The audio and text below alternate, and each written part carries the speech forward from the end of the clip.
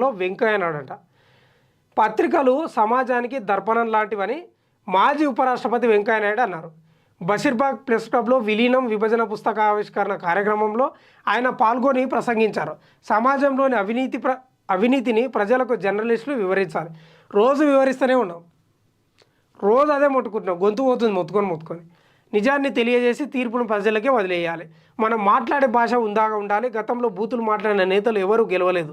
అలాంటి వారికి నిలువరించాలని ఓ మహిళ నాతో అన్నారు. పోలింగ్ బూతుల ద్వారా బూతు నేతల నోరు మూయించాలని ఆమెకు చెప్పారని వెంకయ్యనాయుడు అన్నారు. ఇక భాష విషయంలో నాయకుల తీరు మారాలని వెంకయ్యనాయుడు సూచించారు. ఏం మారుతుందో ఏ కథనం.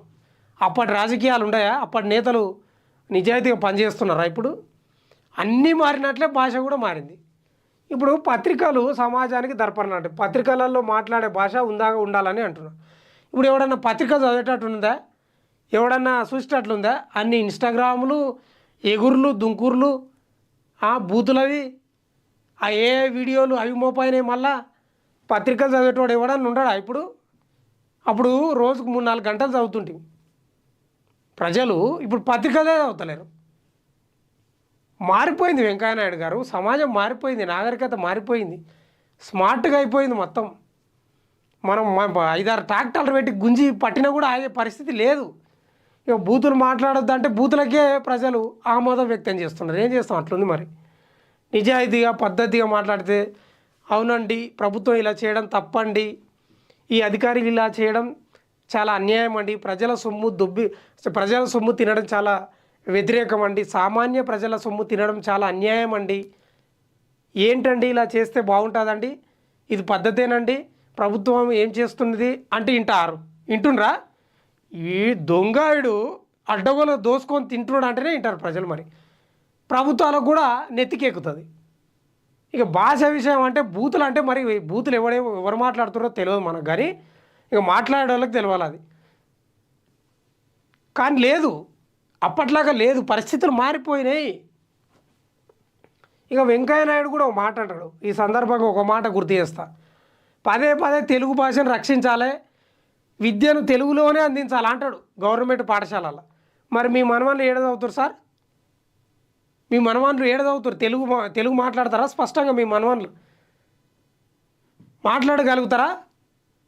మేము కొన్ని పదాలు ఇస్తాము మీ మనవాళ్ళకు, మేము పలికే పదాలు మీ మనవాళ్ళకి ఇస్తాం, పలుకుతారా?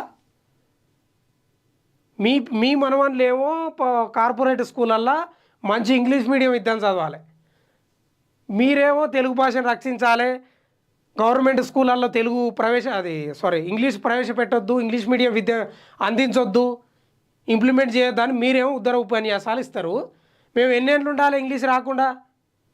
ఎన్నేళ్ళు ఉండాలి? మీరేమో ఇంగ్లీష్ మీడియాలు చదివి దేశాలు వెళ్ళొచ్చు, విదేశాలు పోవచ్చు, అడ్డగోలుగా జాబులు చేసుకోవచ్చు, మీది మోటార్స్ ఉంది ఏదో టయోటాకి సంబంధించి, మీరు కంపెనీలు పెట్టుకోవచ్చు, డీలర్షిప్లు నడపవచ్చు.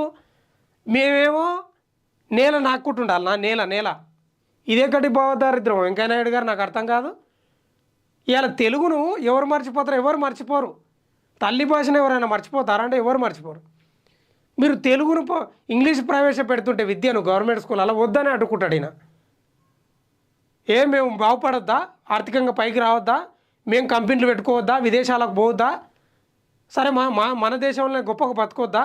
మేము ఇంగ్లీష్ మాట్లాడొద్దా? ఇలా హైదరాబాద్లో ఎవరైనా దేకుతున్నాడా తెలుగును? ఇంగ్లీష్ మాట్లాడితేనే ఇంత కడుపులకు అన్నం వస్తుంది, పొట్ట నిండుతుంది. ఇంగ్లీష్ మాట్లాడకపోతే ఉద్యోగాలే లేవు. పొద్దు స్థానం అదే మాట్లాడతాడు, ఏ సభలో మాట్లాడినా కూడా. ఫస్ట్ మీ పిల్లల్ని గవర్నమెంట్ స్కూల్ అల్లయి, మీ మనవన్లను ఎవరినో చెప్పనిక బాగుంటాయి ఉద్యోగ ఉపన్యాసాలు. దేశానికి